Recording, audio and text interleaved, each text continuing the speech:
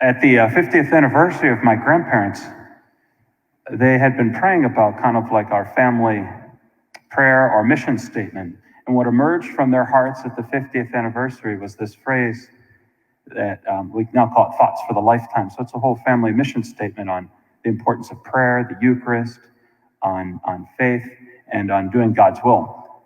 But at the title of it all, when it says Thoughts for a Lifetime, my grandfather and my grandmother just wrote in there, remember that the goal in life is to get to heaven.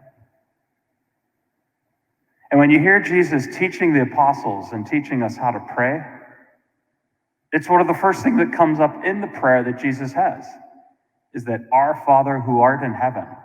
Like, we can be so busy with so many things. We have so many ideas and so many anxieties and all these things that we have to do every day. But there should be one basic orientating point to everything, one GPS destination that we type in every single day. Heaven. And everything should conform to that. Everything we do should order towards that. Why? Because that's where our Father is.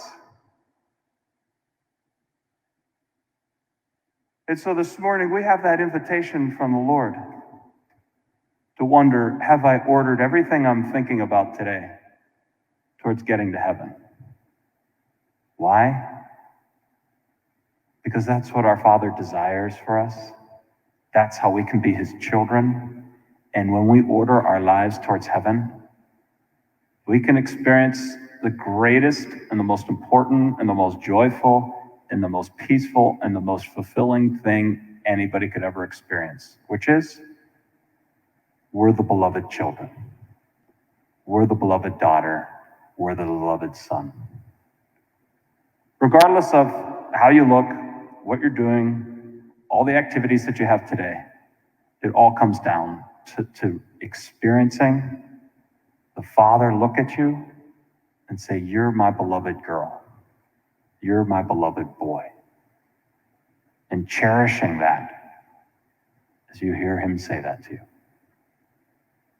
That's how we begin prayer. Imagine if our prayer, connected with the heart of Christ, could cherish the fact that we're the beloved children, that we're the royalty, we're the princes and princesses that deserve the access to the Father who created us and loved us. One of my favorite meditations to access this is just going back to think about the 9 months, which obviously I don't remember very well, but the 9 months in my mother's womb. I don't think many of us remember it. But it's interesting, right? Like before we got our name, our Father who art in heaven had a nickname for us. He called us something. He relished us. He knew our name. He knitted us when we were just a little bitty human being in the womb of our mom. And notice, what were you doing in the womb? From the worldly perspective, nothing. You were just there. And that's what we need to relish about ourselves. We're here. And that's what the Father relishes. We live in a world that puts all these expectations, and our net asset value has to do with all the things that we can accomplish. But when you ground it down, the Father just loves us because we're his children.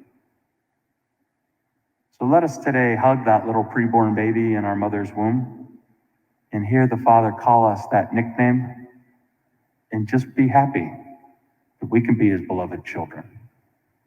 And we ask St. Joseph to protect us, to give us the grace today to just be relished and to cherish the fact that we're in our Father's arms.